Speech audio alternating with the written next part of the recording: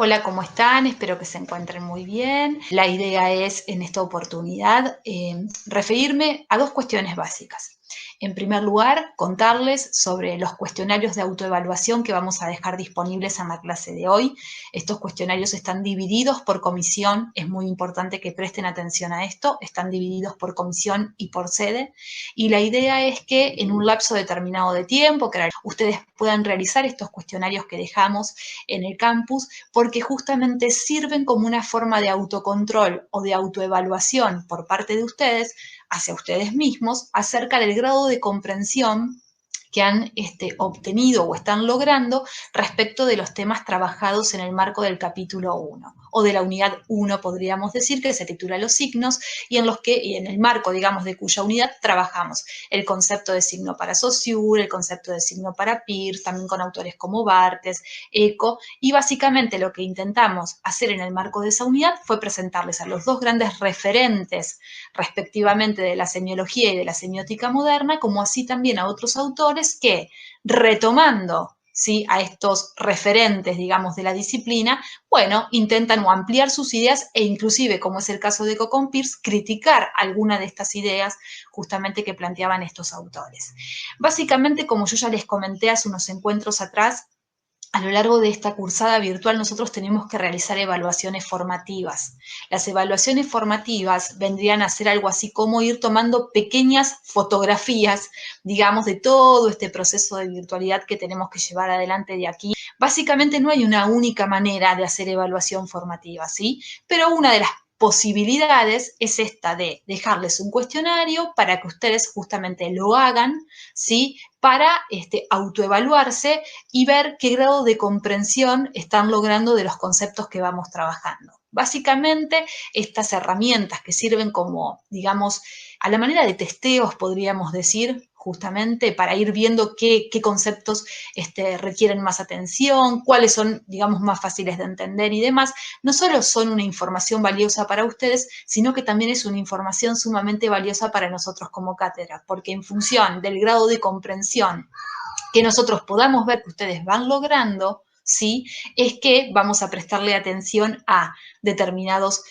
aspectos de los autores y teorías que vamos trabajando y a otros que por ahí considerábamos que les iban a representar mayor dificultad, no les resultaron tan difíciles, entonces no merecen tanta atención como otros. Entonces digo, estas herramientas de autocontrol de lectura o de autoevaluación de lectura sirven básicamente no solo para ustedes, para ir dándose cuenta justamente de qué es lo que van entendiendo, sino también para nosotros. Es un insumo muy valioso para saber cómo tenemos que ir redireccionando, digamos, las explicaciones y, digamos, los tópicos o los temas que trabajemos en las clases.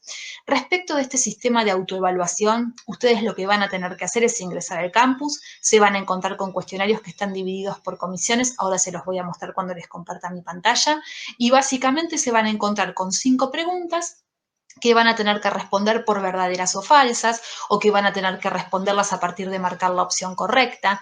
Pero hay algunas cuestiones que me parece importante mencionar antes de que ustedes se sienten a hacer esta autoevaluación.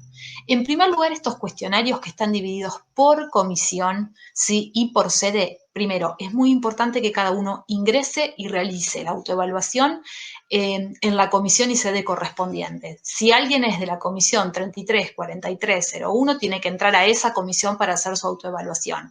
Si alguien es de la comisión de paternal 104-303, tiene que ingresar a la 104-303, no puede ingresar a las otras.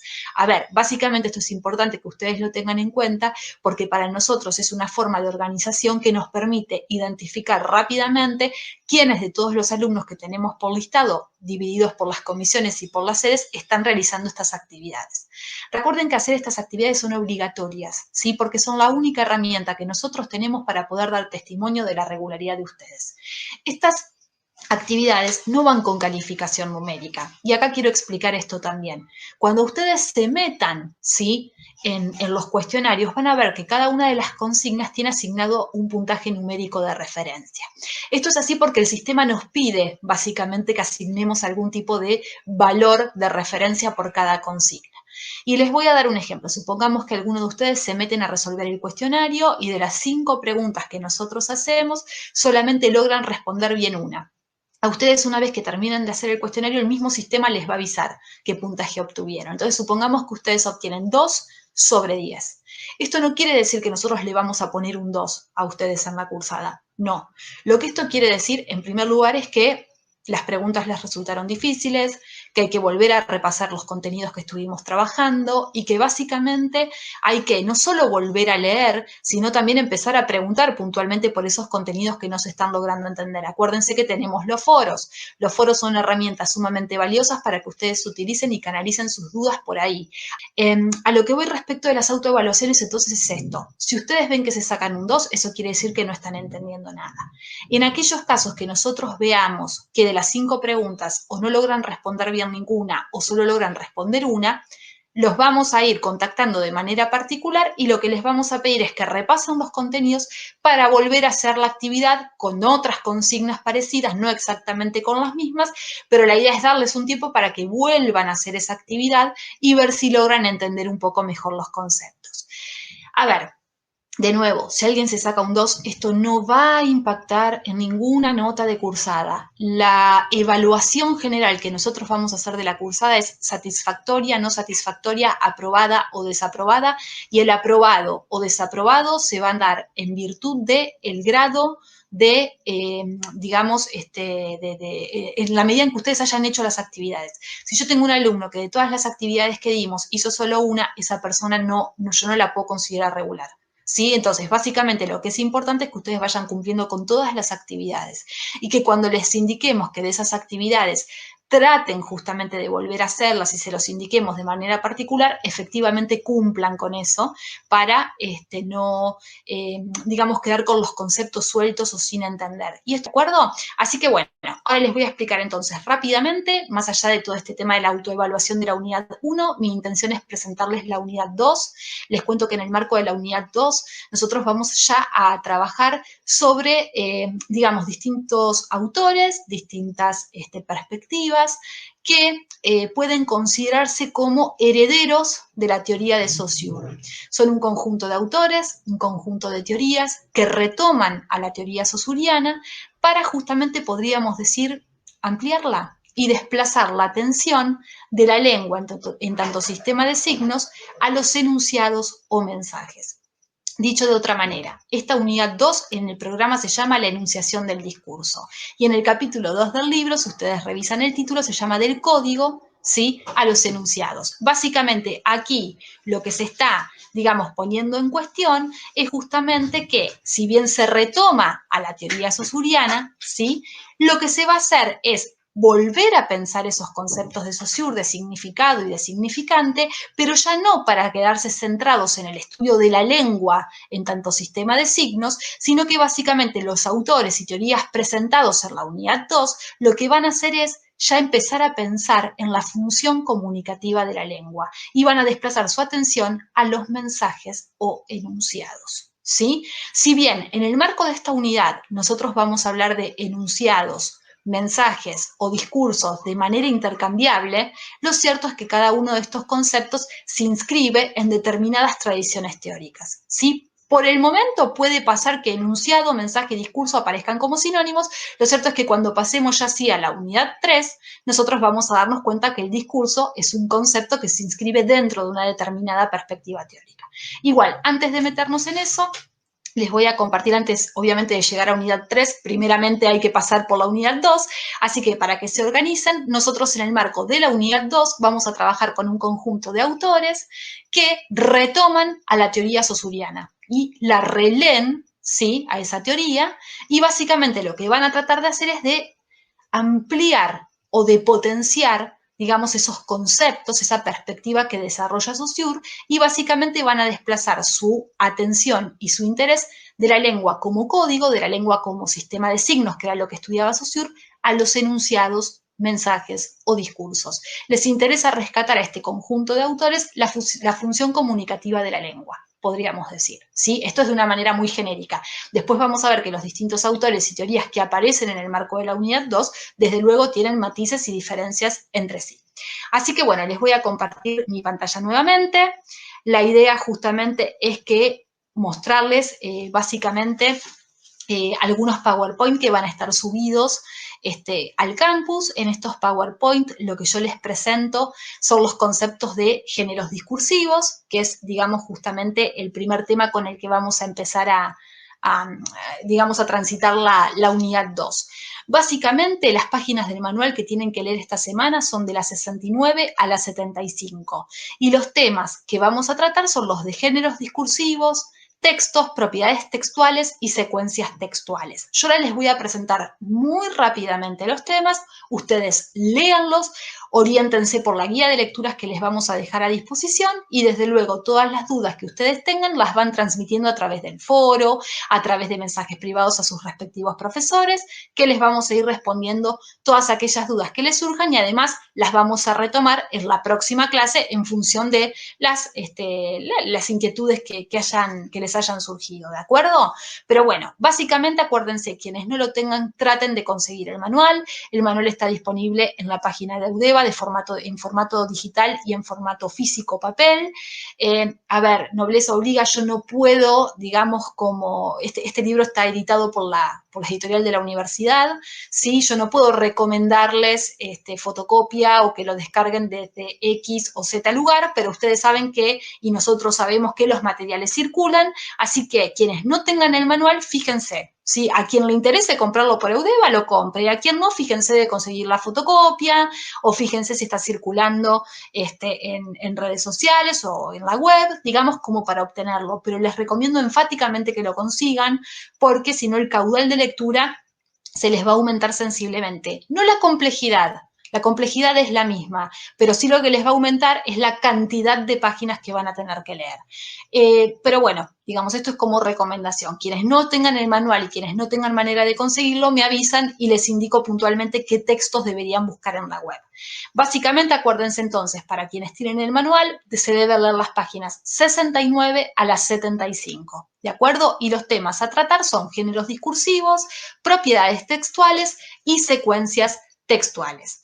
Básicamente, para introducirlos en este tema de la unidad 2, algo que a mí me parece, digamos, importantísimo, es que, ustedes tengan en cuenta, por decirlo de alguna manera, ¿sí?, las etapas por las que atraviesa la semiología, o por decirlo de alguna manera, las etapas históricas por las que atraviesa y por las que pasa la semiología como disciplina. Esto yo se los planteo porque básicamente les va a servir a ustedes para poder entender con qué autores y dentro de qué digamos, periodo histórico de la semiología nos encontramos. Antes de proceder a esto, quiero decirles algo y quiero revisar algo. No es desde la página 69 a la 75, les pido mil disculpas, es desde la página 61 a la 75 del libro. Les pido mil disculpas por el error, me di cuenta mientras estaba hablando, continuaba presentándoles la unidad. Esta semana ustedes deben leer desde las páginas 61 a la 75 del manual de semiología y debemos empezar con la unidad o capítulo 2. ¿De acuerdo? Y los temas a trabajar son géneros discursivos, textos, propiedades textuales y secuencias textuales. Mil disculpas. Aclarado esto, continúo entonces. Para ustedes poder entender justamente la unidad número 2, tienen que tener en cuenta que la semiología como disciplina atraviesa o tiene o cuenta, podríamos decir, con distintos periodos o momentos históricos. Dentro de lo que es la semiología y de una manera arbitraria, se podría hablar de distintas generaciones de semiólogos. Hay una primera camada que podríamos denominar semiología de primera generación, hay otra camada que se llama semiología o semiólogos de segunda generación, y hay una tercera camada que se denomina semiología o semiólogos de tercera generación. Dentro de lo que es el campo, ustedes ya saben, los referentes son Saussure y Peirce, ¿de acuerdo? Ahora bien, luego de los desarrollos y de los planteos de Saussure y de Peirce, surgen, digamos, camadas de autores, ¿sí?, inscriptos en distintos círculos intelectuales que comienzan a revisitar estos autores clásicos. En la unidad 2, nosotros nos vamos a situar en lo que se denomina la semiología de primera generación. Esto es, una semiología que empieza a desarrollarse aproximadamente en los años 50 y que retoma la herencia saussuriana. Básicamente, autores como Barthes, que ya vimos, Benveniste, que es un autor que vamos a ver en la unidad 2, junto con otros autores, ¿sí?, hacia los años 50, concretamente 60, empiezan a retomar a la teoría de Saussure, pero para poder potenciarla o aplicarla o redireccionarla, podríamos decir, en un sentido diferente al que Saussure le había dado en origen, ¿sí? Podríamos decir. Luego va a haber una semiología de segunda generación que se desarrolla en los años 70, en la cual básicamente el concepto de discurso es central, ¿sí? Y es una generación de semiólogos que ya no heredan, digamos, el estructuralismo de Saussure, sino que retoman el pensamiento ternario de la significación. Y quiero decir con esto que esta semiología de segunda generación que se desarrolla en los años 70 retoma el pensamiento de Peirce y básicamente hace estallar, podríamos decir, esta semiología de segunda generación, el modelo binario de Saussure para pensar el análisis justamente de los procesos de producción de sentido y para pensar los procesos de producción discursivos, ¿sí? Y básicamente hay una semiología de tercera generación que se desarrolla a partir de los años 80 y son un conjunto de autores que se interesan por la interacción de un texto con su contexto de recepción. Esto es, básicamente se van a empezar a ocupar de cómo son recepcionados o interpretados los textos que circulan socialmente. Básicamente, en el marco de esta materia, nosotros nos vamos a ocupar fundamentalmente de la semiología de primera generación y de la semiología de segunda generación. En el capítulo 2, nosotros nos vamos a centrar acá, en la semiología de primera generación. Esto es, un conjunto de autores que retoman a la teoría de Saussure, que lo revisitan, que lo releen, y lo que van a tratar es de ampliar, por decirlo de alguna manera, cuando no que criticar, las posturas que, o la postura, podríamos decir, que fija Saussure respecto justamente de la lengua en tanto objeto de estudio, ¿sí? En los términos que Saussure lo propone, ¿de acuerdo? El primer autor con el que ustedes se van a encontrar es con Mikhail Bakhtin.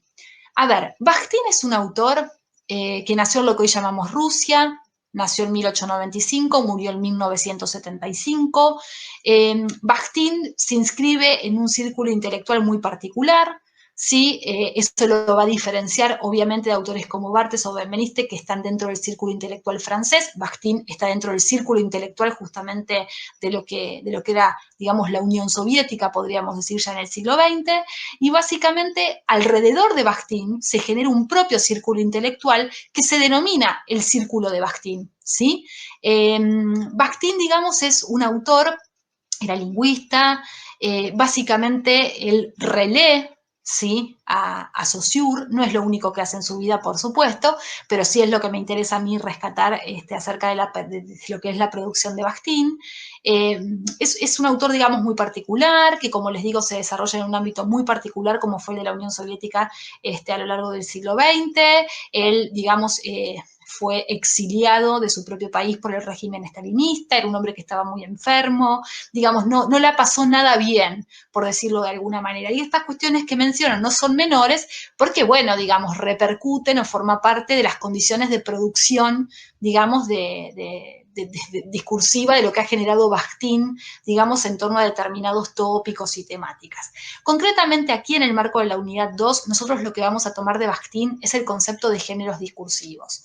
Para que ustedes tengan una idea, Bakhtin lo que hace es tomar a Saussure y primero lo que hace es criticarle a Saussure justamente el haber puesto el foco de atención en la lengua en tanto sistema de signos. O sea, Saussure tomaba la lengua como objeto de estudio, que era el aspecto social del lenguaje, y a él le interesaba, digamos, a Saussure justamente concebir a la lengua como un sistema de signos. Y se quedaba ahí, y su estudio, digamos, se centraba en ese aspecto, ¿no es cierto? En concebir y en estudiar a la lengua en tanto sistema de signos, estudiar cuáles son sus unidades mínimas, cómo se relacionaban entre sí y demás. Y podríamos decir que la idea de receptor en Saussure, digamos, aparece como en un segundo plano o en un segundo lugar. No es que Saussure no habló de la comunicación o de la función comunicativa de la lengua, pero había quedado en un segundo lugar. Y cada vez que hacía referencia a eso, la idea de receptor aparecía como muy pasiva y muy secundaria. Básicamente, lo que va a plantear Bakhtin es que la lingüística del siglo XIX dejaba en un segundo plano justamente a la función comunicativa de la lengua. No es que no hablaba de la función comunicativa de la lengua, pero la dejaba en un segundo plano. Y básicamente lo que va a plantear Bakhtin es el concepto de géneros discursivos. Y a partir de este este concepto de géneros discursivos, él va a buscar matizar, suavizar la oposición que había marcado Saussure entre lengua y habla. ¿De acuerdo? O sea, acá Bakhtin va a empezar a preocuparse justamente por la función comunicativa de la lengua, ¿sí? Y básicamente va a empezar a preocuparse por los usos sociales que se hacen del código, esto es, de la lengua. Entonces, Bakhtin básicamente propone el concepto de géneros discursivos. ¿Qué son los géneros discursivos? Son un conjunto de textos que presentan características similares. Por ejemplo, si yo les digo novelas románticas, si yo les digo series animadas, si yo les digo películas de terror, ustedes rápidamente pueden reconocer a qué estoy haciendo referencia o a qué clase de texto estoy haciendo referencia, porque justamente los géneros discursivos son construcciones sociales que nos permiten a nosotros clasificar a los textos a partir de ciertos rasgos que comparten en común. Esta es la definición fácil de géneros discursivos. Básicamente, ¿cómo lo plantea Bakhtin? Va a plantear lo mismo, pero con un lenguaje más técnico y más sofisticado, ¿sí? Que es el que utiliza él y yo voy a tratar de reproducir. Básicamente, para Bakhtin, un género discursivo es un tipo relativamente estable de enunciado asociado a esferas de uso del lenguaje. ¿Qué quiere decir esto? Un género es un tipo de enunciado relativamente estable. ¿Qué quiere decir esto de relativamente estable? Son enunciados que presentan características similares y se asocian a esferas de uso del lenguaje. ¿Qué quiere decir esto? Para decirlo muy brutalmente, los usos que hacemos del lenguaje los hacemos en determinados contextos, en determinados ámbitos. Cuando Bakhtin habla de esferas de uso del lenguaje, se refiere al contexto, al ámbito en el cual utilizamos el lenguaje. Cuando nosotros nos comunicamos con los demás, debemos adecuar nuestro discurso al contexto, al ámbito, a la esfera de uso del lenguaje en la cual nos encontramos. En este momento yo estoy tratando de ser explicativa con ustedes y estoy tratando de construir con mi discurso una clase grabada que tenga algún tipo de utilidad para ustedes. Bien, esto implica justamente ya pensar en un determinado ámbito, en un determinado contexto, suponer un tipo de receptor determinado. Muy bien, corresponde que en este video que yo estoy dejando grabado me les ponga a hablar acerca de mi vida privada, acerca de cómo me siento con la pandemia. Corresponde que esté todas las clases y todos los videos que ustedes van recibiendo de mi parte, que yo esté hablando de mi vida privada o de mi parecer sobre la pandemia y demás. No, no sería pertinente. Ustedes directamente ni abrirían los videos porque la utilización o el género discursivo que estoy poniendo justamente a disposición, digamos, de ustedes y en este marco y en este contexto, no se corresponde con lo que ustedes están esperando. Bakhtin básicamente lo que propone es una relación de ida y vuelta entre el uso del lenguaje y la esfera en la cual se hace uso de ese lenguaje. Entonces, podríamos decir que cada contexto tiene sus propios géneros discursivos. Si yo ahora estoy dando una clase, lo que tengo que hacer es estructurar mi discurso con las características de una clase. En primer lugar, introducción, desarrollo final y adoptar en la misma un tono pedagógico, de tinte expositivo y explicativo, y en el cual, además, los temas que trate, ¿sí?, sean correspondientes a la materia que ustedes están cursando, ¿sí? Esto es semiología, no es gestión de la comunicación en la universidad. No tendría por qué ponerme a hablar de la auditoría en comunicación como era el cuestionario que les mencionaba recién, porque no hace a esta materia. ¿De acuerdo? O sea, en esta materia hablamos de otros contenidos, de otras problemáticas, y eso es lo que ustedes están esperando, ¿sí? Básicamente, entonces, Bakhtin lo que va a decir es que un género discursivo son textos que presentan características similares y que se asocian a ámbitos o a esferas de uso, o sea, cada contexto, cada ámbito espera un determinado uso del lenguaje y no otro. Y los géneros discursivos son máquinas que se construyen socialmente, podríamos decir, y son máquinas clasificatorias que nos permiten diferenciar un noticiero de una telenovela o que nos permite diferenciar a una novela romántica de una novela policial. ¿Se entiende? Nosotros automáticamente y sin ser especialistas en géneros discursivos, podemos diferenciar los distintos tipos de textos con los cuales nos encontramos a partir de ciertas características o rasgos que reconocemos en ellos y que nos permiten clasificarlos, ¿sí?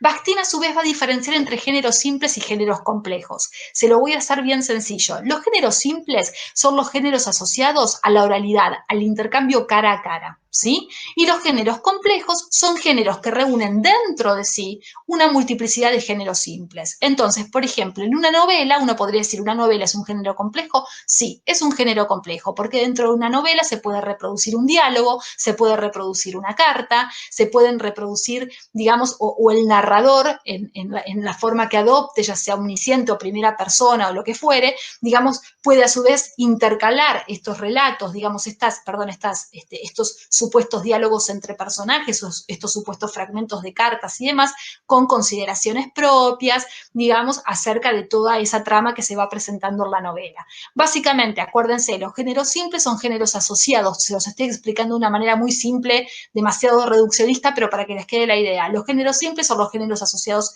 a la oralidad y el contacto cara a cara, y los géneros complejos son aquellos géneros que contienen dentro de sí varios géneros simples, ¿sí? Continúo, para que no se haga demasiado extenso. Básicamente, Bakhtin va a decir que hay 3 niveles que permiten identificar a los géneros y a su vez podríamos decir diferenciarlos entre sí. El tema, el estilo y la estructura. Básicamente, esto se los voy a explicar de la manera más fácil posible. Bakhtin se interesa muchísimo por la estilística o el estilo. Digamos, aquí yo solo voy a hacer una mención muy rápida. Presten atención a toda la información que tienen en el manual. Pero bueno, voy a tratar como de reponer ahora de la manera más sintética posible, pero también de una manera que ustedes puedan entender qué es lo que tienen en el manual. Básicamente, Bakhtin va a decir que uno puede reconocer a un género y a su vez diferenciarlos de los demás a partir de estos 3 niveles: tema, estilo y estructura. Tema es aquello a lo que se refiere el texto. Estilo son las formas, lo que en algún momento de sus vidas pueden haber visto como retórica, ¿sí? La manera en la que se dicen y se presentan, digamos, los contenidos y la información en un texto, eso es el estilo. Bakhtin va a decir que el estilo es el nivel más individual de todos, pero de todos modos él lo que considera es que es genérico. ¿Qué quiero decir con esto? Cuando uno lee una novela, uno puede decir que los autores tienen estilos propios, individuales. Bakhtin va a decir, sí, es cierto, el estilo, digamos, es uno de los niveles del género discursivo más individual o que más se asocian con la subjetividad de quien escribe. Esto es cierto. De todos modos, dice Bakhtin, los estilos son genéricos porque deben adaptarse al género, ¿sí?, al cual pertenecen, o deben ajustarse a cierta característica del género al cual pertenecen. Y finalmente la estructura. La estructura tiene que ver con la forma de organización del texto. Esto se los estoy explicando de nuevo, de una manera muy simple, muy reduccionista, que ustedes van a tener que poder justamente completar a partir de la lectura del manual. ¿A qué me refiero con que la estructura es una forma de organización del texto? Si yo les digo, básicamente, una novela, ¿qué forma de organización tiene? Podríamos decir, sin ningún lugar a dudas, una estructura clásica de introducción, desarrollo, final. ¿Sí? Si uno piensa en un noticiero televisivo, ¿qué forma de organización tiene un noticiero televisivo? De nuevo, una introducción, un desarrollo y un final.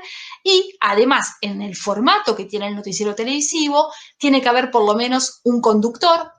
Lo usual es también ver 2 conductores, generalmente hombre-mujer, acompañados de, digamos, panelistas o periodistas especializados en diversos temas que conforman parte de la mesa que está dentro del estudio. También un noticiero tiene, podríamos decir desde el punto de vista de la estructura, mobileros en la calle. Digo, la estructura tiene que ver con la forma de organización que tiene el texto. Y acuérdense, estructura, estilo y tema son los 3 niveles que permiten identificar géneros discursivos. Si yo aplico estos 3 niveles al caso del noticiero, yo les tendría que decir, ¿por qué reconocemos que un noticiero es un noticiero?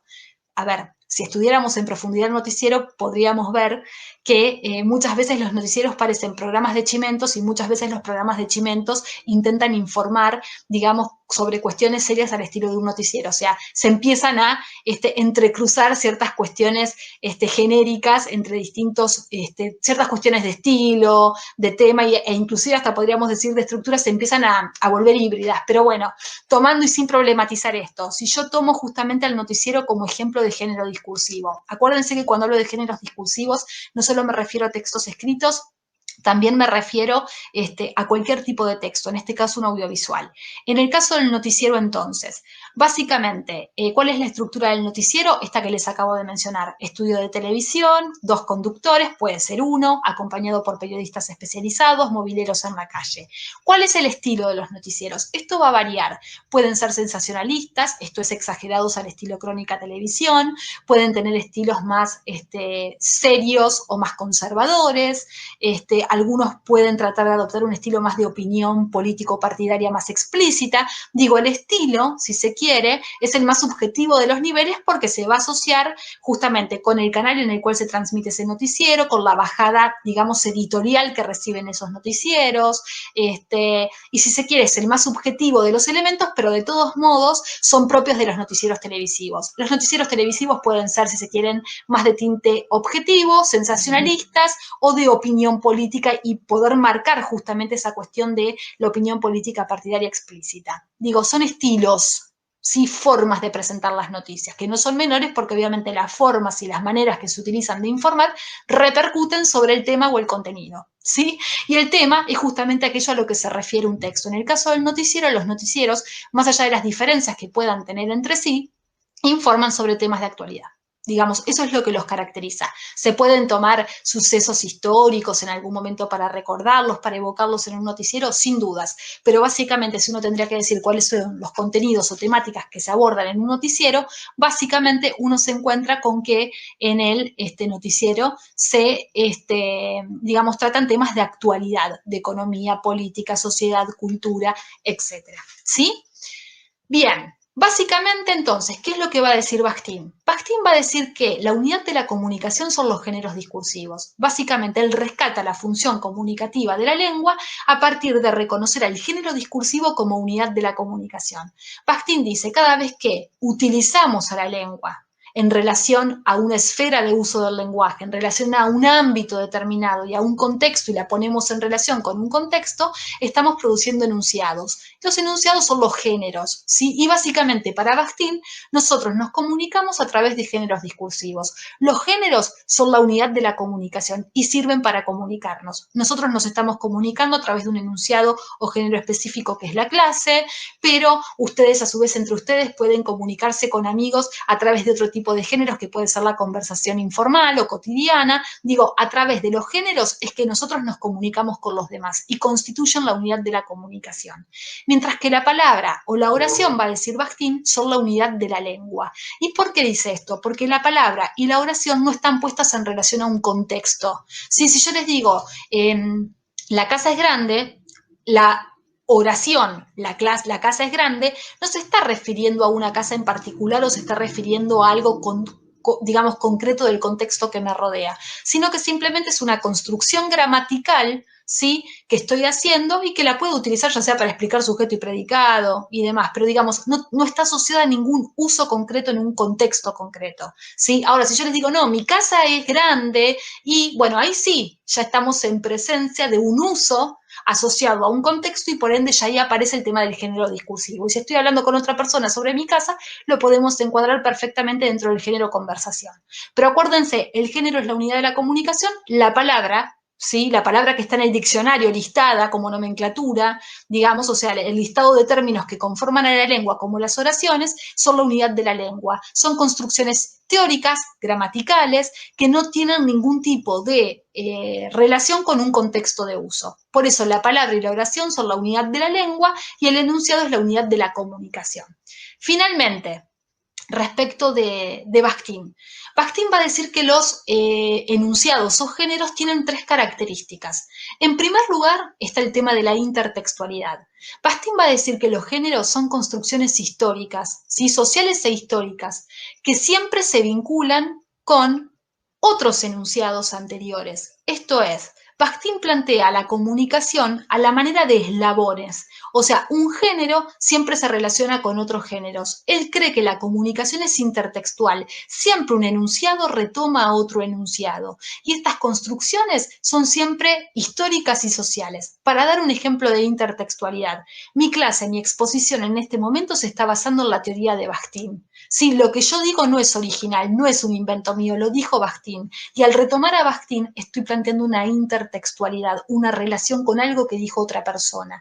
Y ahí aparece el tema de cómo los géneros y de cómo los enunciados nunca son producciones aisladas, están justamente eslabonadas, vinculadas siempre con otros discursos, y justamente dentro de estos eslabones de esta trama intertextual, digamos, los sujetos discursivos asumimos distintas posturas. ¿A qué voy con esto? En este momento yo soy emisora, pero puede pasar que si estuviéramos en presencial, alguno de ustedes me interrumpe, me hace una pregunta y ustedes pasan a ser los emisores y yo paso a ser la receptora. Básicamente esto es uno de los primeros rasgos de los géneros discursivos, la intertextualidad y el carácter dialógico que presenta justamente la comunicación. Yo soy emisora, ustedes son receptores, pero siempre hay un feedback o retroalimentación, hay una dialogicidad, siempre un enunciado puede ser respondido por otro. Entonces, acá es donde aparece esta idea de las fronteras que establece el cambio de los sujetos discursivos. Yo ahora estoy hablando, estoy sola, esto es prácticamente no. Bueno, en este momento es un monólogo. Cuando ustedes empiecen a responder planteándome dudas, ahí va a aparecer, aunque de manera diferida, el carácter dialógico. Pero fíjense que siempre un enunciado se vincula con otros enunciados. En mi caso, yo estoy retomando Bakhtin, por ejemplo. Y por el otro lado, yo ahora soy emisora. En cuanto ustedes empiecen a mandar las dudas, se transforman ustedes en emisores y nosotros, como cátedra, en receptores. ¿Sí? Entonces digo, intertextualidad y emisores y receptores que indistintamente van cambiando sus roles y por ende, básicamente, podríamos decir con Bakhtin, acá aparece el carácter dialógico de la comunicación. La comunicación es diálogo, no es monólogo, es diálogo. ¿Sí? Luego, la segunda característica de los géneros, la conclusividad. Básicamente, la conclusividad tiene que ver con que un enunciado tiene un principio y tiene un fin. Y básicamente ese principio y ese fin que tiene un enunciado, esa conclusividad, puede darse por tres cuestiones. En primer lugar, por el sentido de objeto agotado. Esto es, un enunciado tiene un principio y tiene un fin porque ya no hay nada más para decir sobre eso. Segundo, un enunciado tiene principio y un fin, tiene conclusividad porque justamente el hablante que está pronunciando un enunciado decide ponerle un fin a eso que está diciendo. Estamos hablando con un amigo en un lugar porque salimos digamos, a dar una vuelta o a lo que fuere y de repente decimos, bueno, che, listo, vamos a dormir, basta, no damos más. Bueno, ahí hay una voluntad, una intencionalidad comunicativa de cortar, digamos, esa conversación que se está teniendo. Tercer característica, o digamos, razón por la cual un enunciado es conclusivo, digamos, tiene principio y fin, por las formas típicas, genéricas y estructurales. Yo estoy grabando una clase en este momento, ¿sí? Pero si estuviéramos en presencial, la conclusividad de la clase tiene que ver justamente por cuestiones estructurales, podríamos decir. Las clases tienen un desarrollo de 2 horas reloj, no más que eso. No nos podemos quedar 3 horas en el aula. Entonces, yo sé que arranco a las 7 de la mañana en la comisión de la 104-302, cuando estamos presencial en Paternal, arranco a las 7, pero yo sé que como máximo a las 9 ya tengo que estar terminando, porque básicamente viene otra clase detrás. Entonces, digamos, lo importante de todo eso es que ahí lo que me está marcando es que hay una cuestión estructural, digamos, de estructura, ¿sí? Que también se asocia a cuestiones genéricas y típicas que hacen que la clase tenga que tener una introducción, un desarrollo, un final y que básicamente tenga que darse dentro de un determinado periodo de tiempo.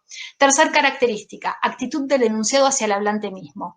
Básicamente, cuando nosotros hablamos, y esta es la tercera característica del enunciado, nosotros como sujetos hablantes discursivos definimos el contenido sobre el cual vamos a hablar. Pero no solo eso, ¿sí? También nosotros tomamos una actitud evaluadora al hablar.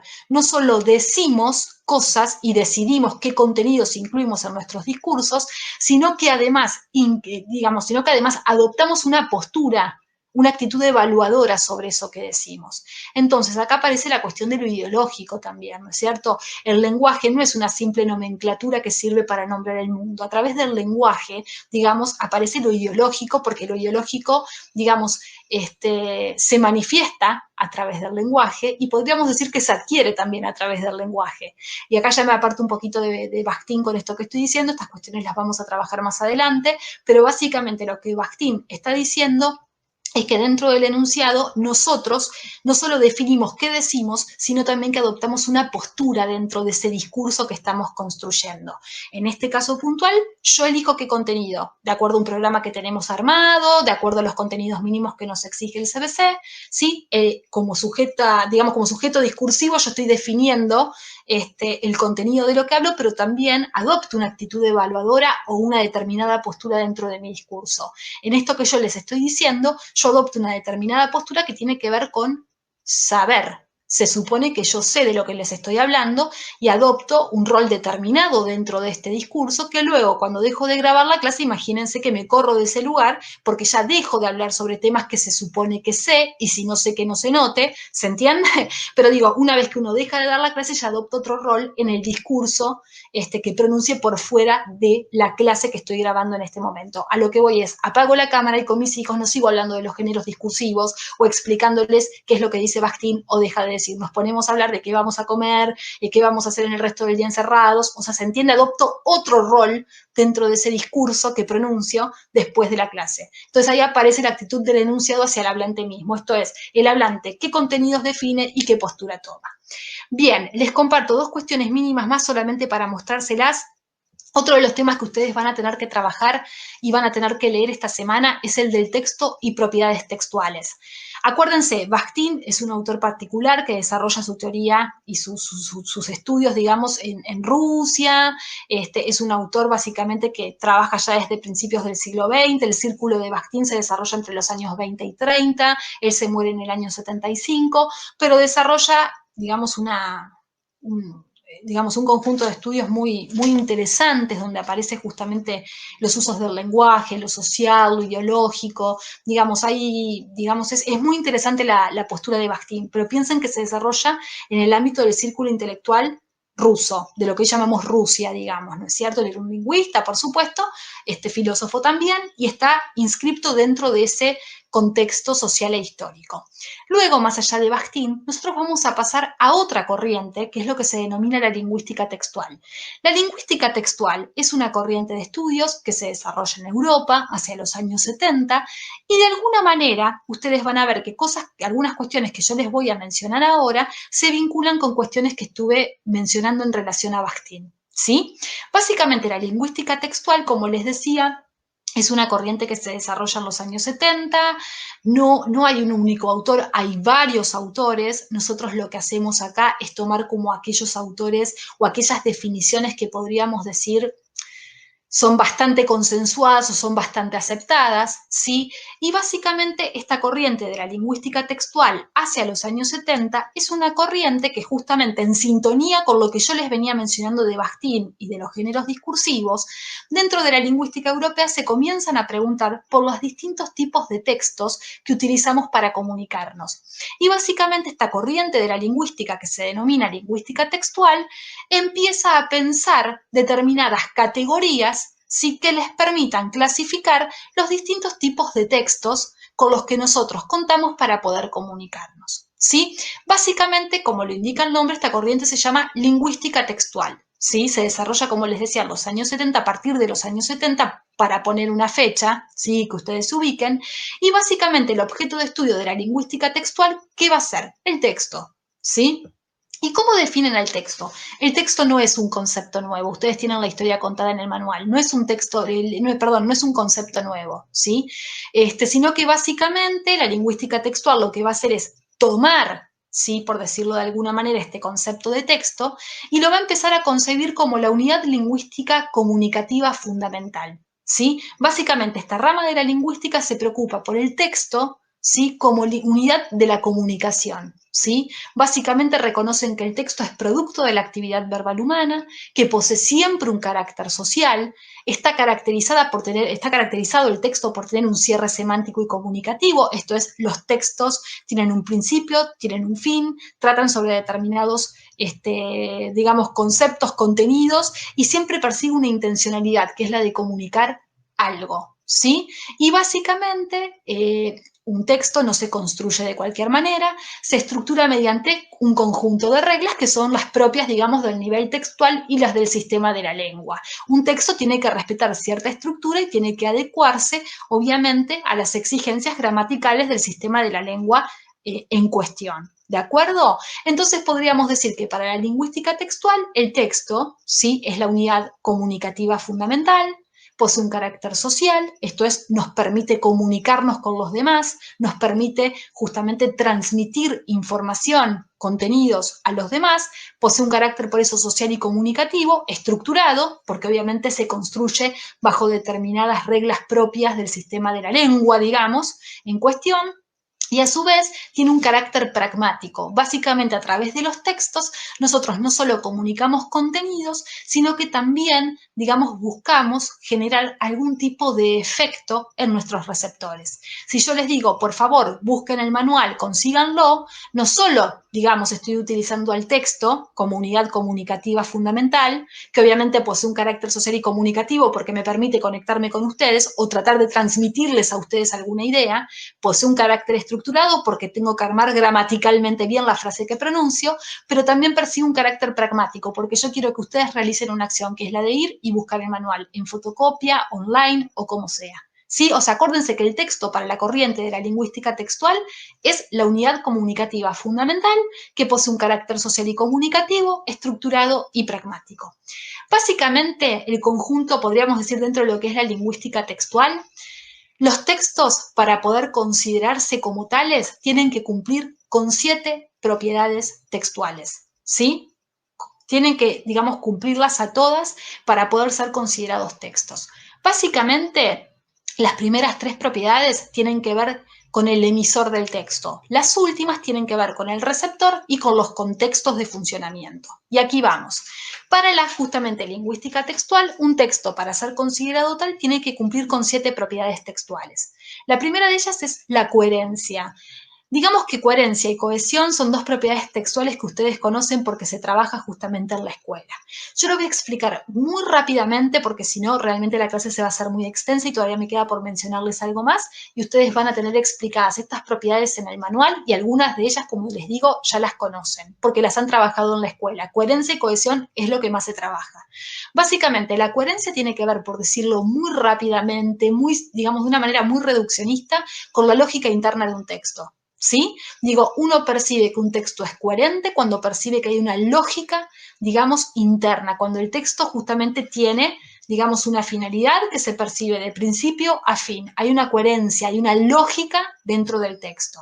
Ahora bien, esa coherencia también es como podríamos decir la contracara o la otra cara, ¿sí? De la misma moneda de la cohesión. La cohesión es un mecanismo justamente que permite, lo voy a decir muy brutalmente, la correcta unión de las partes de un texto. Ustedes van a identificar rápidamente a la cohesión porque en las escuelas nos hacen trabajar entre muchos otros recursos los conectores. ¿Sí? Hay otros recursos como las sustituciones, la elipsis, ¿sí? Y demás, que son distintos recursos que nos permiten a nosotros lograr una correcta construcción y una correcta unión de las distintas partes de un texto. Coherencia y cohesión son las primeras 2 propiedades que tiene que cumplir un texto para ser considerado como tal. ¿Sí? Luego, la intencionalidad. La intencionalidad tiene que ver con el fin que persigue un texto y con lo que quiere comunicar. Coherencia, cohesión e intencionalidad son 3 propiedades que dependen del emisor, esto es de quien produce el texto. Luego, cuarta propiedad, la informatividad. A partir de aquí en adelante ya entra el receptor. Básicamente la informatividad tiene que ver con el grado de información que nos brinda un texto. Si un texto brinda un grado de información que nos parece muy sencillo, como receptores, esto no le doy bolilla porque ya lo conozco ni lo leo. Por el contrario, si un texto brinda un grado de información que nos resulta muy complejo, nosotros podemos caer en la tentación de decir, ay, no entiendo nada, me frustro, no quiero saber nada, no lo leo. Digo, la informatividad tiene que ver con poder justamente dar un grado de información, digamos, que esté acorde a las necesidades del receptor para que el receptor se sienta justamente interpelado a sentarse a leer un texto. Y la informatividad tiene que ver con esto, con qué contenido o información útil me está dando un texto. La aceptabilidad también tiene que ver con el receptor y tiene que ver con el grado de cooperación que el receptor esté dispuesto a dar. Yo acá estoy grabando la clase y la aceptabilidad de la clase depende de ustedes, de cuán dispuestos estén a mirar el video de principio a fin. Si ustedes no están dispuestos a cooperar, la aceptabilidad no se cumple.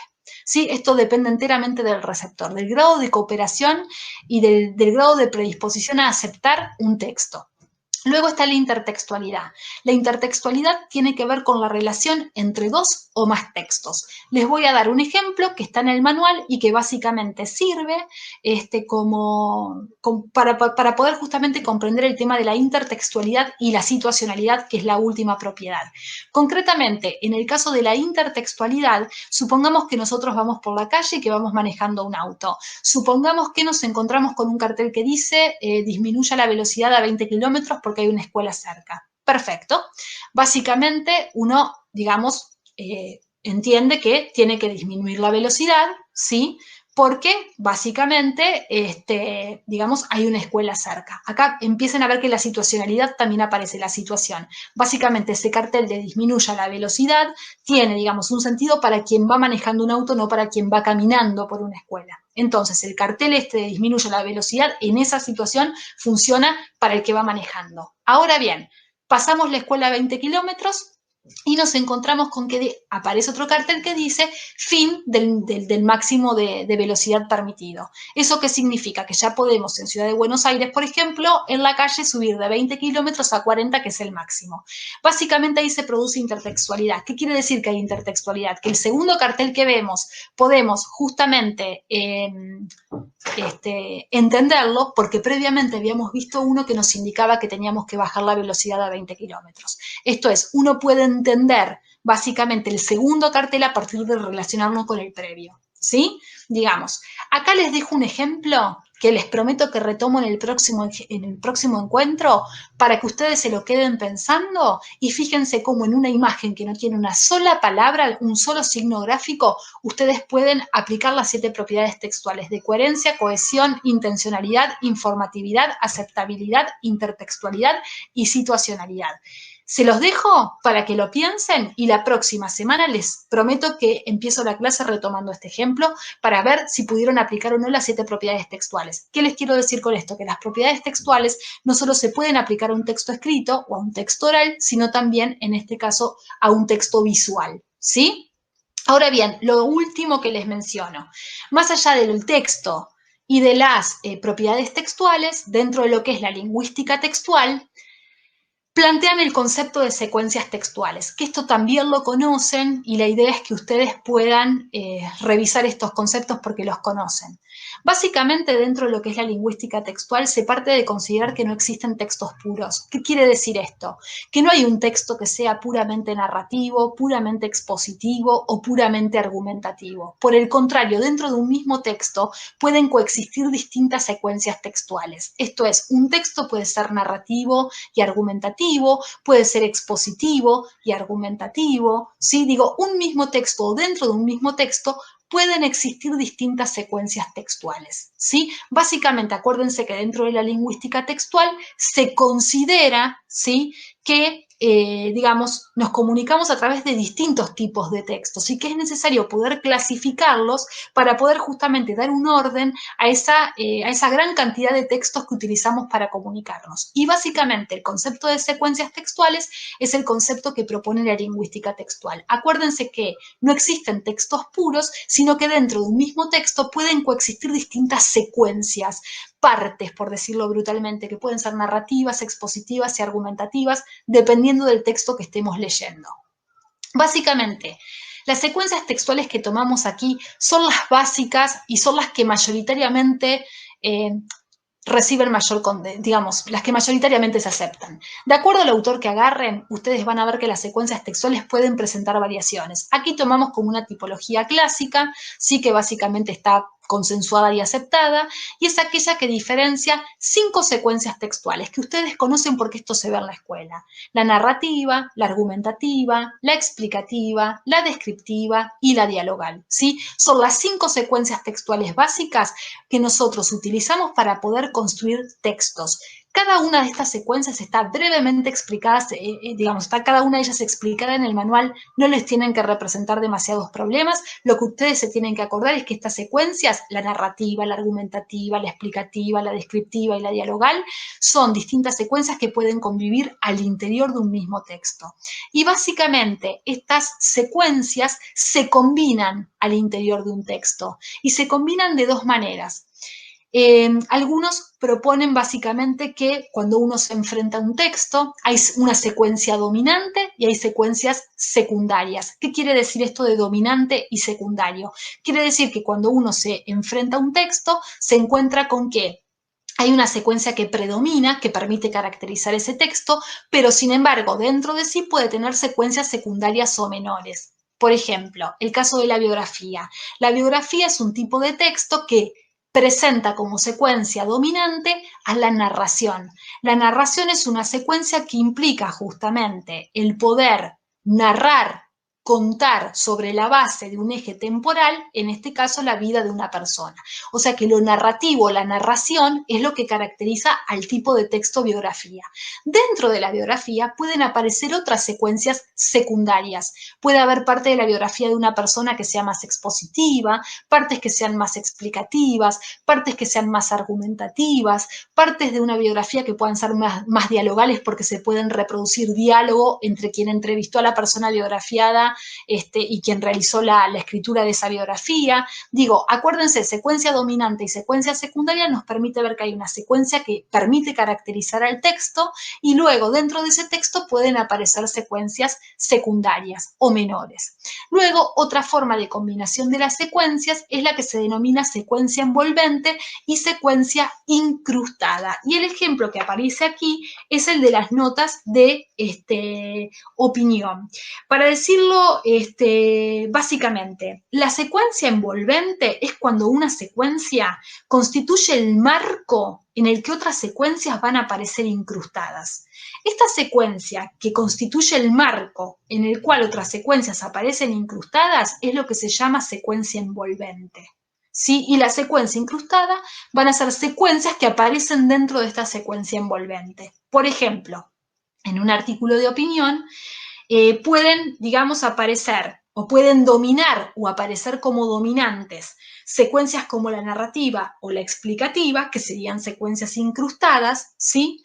Sin embargo, la secuencia que enmarca y da sentido al texto de opinión es la argumentativa, que es la secuencia envolvente. Dicho fácilmente o más fácilmente, esto se ve en un ejemplo, ¿sí? Después podemos trabajar con ejemplos en la próxima clase para que ustedes lo vean, pero en el caso de la secuencia envolvente y de la secuencia incrustada, nosotros nos encontramos con que la secuencia envolvente provee de un marco en el cual se incrustan secuencias que pueden llegar a ser dominantes dentro de un texto, ¿sí? Pero que sin embargo cobran sentido porque están enmarcadas en una secuencia envolvente. Un texto de opinión, una nota de opinión, es un texto que se caracteriza justamente por presentar una secuencia envolvente argumentativa. Cuando uno da una opinión, plantea una idea que quiere defender o atacar y básicamente para poder defender o atacar esa idea va a desarrollar una serie de argumentos y de razones que permitan sostener la opinión que el autor de ese texto quiere dar. Y para poder justamente desarrollar esos argumentos y razones que permitan sostener esa opinión que quiere dar el autor en ese texto de opinión, se pueden utilizar distintos tipos de secuencias incrustadas, que pueden ser narrativas, explicativas y que pueden dominar, ¿sí? O sea, pueden aparecer como dominantes por momentos, pero sin embargo, justamente es la secuencia que enmarca la envolvente la que le da sentido al conjunto del texto y justamente esa secuencia envolvente es la argumentativa, ¿sí? Miren, yo sé que son muchos conceptos juntos, que los explico muy rápido, que siempre es bueno ver ejemplos, así que lo que les propongo es lo siguiente, empiecen a leer la unidad 2 desde la página 61 a la 75, lean el concepto de géneros discursivos, lean el concepto de texto, propiedades textuales y secuencias textuales, que al comienzo de la próxima clase empezamos con los ejemplos para ver la aplicación de las propiedades textuales y asimismo para ver los ejemplos de las secuencias y de cómo se combinan estas secuencias al interior de un texto. Así que bueno, con esto finalizamos la clase grabada de hoy. Espero que les haya servido. Acuérdense de realizar la autoevaluación que vi. Y por otra parte, avancen en la lectura del capítulo 2. Les vamos a dejar las guías de lectura correspondientes para que los ayuden. Acuérdense que esas guías de lectura no se entregan, son una herramienta para ustedes y para que les oriente la lectura. Espero que se encuentren bien, con todo gusto esperamos sus preguntas, dudas, usen los foros, utilicemos los canales de comunicación que tenemos a disposición.